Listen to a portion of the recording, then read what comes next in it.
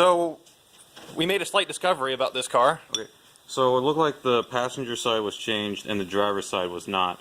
This is the outside pad.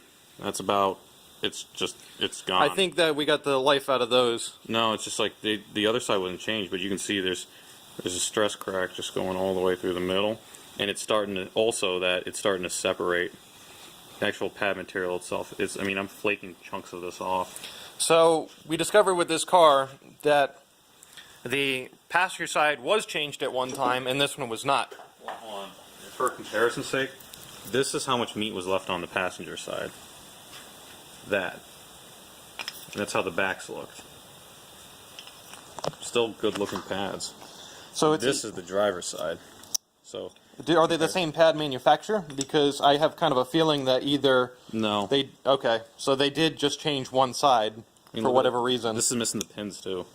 Damn. Those are, I mean, that's, you can just clearly see passenger, driver's side, and then, I mean,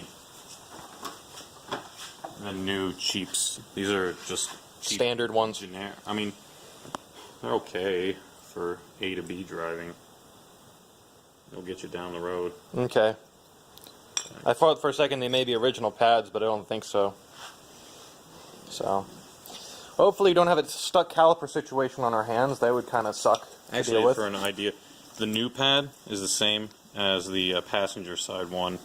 That's the same maker. So these are AutoZone or advanced auto pads. So now we get to find out why they didn't change the pads on the driver's side.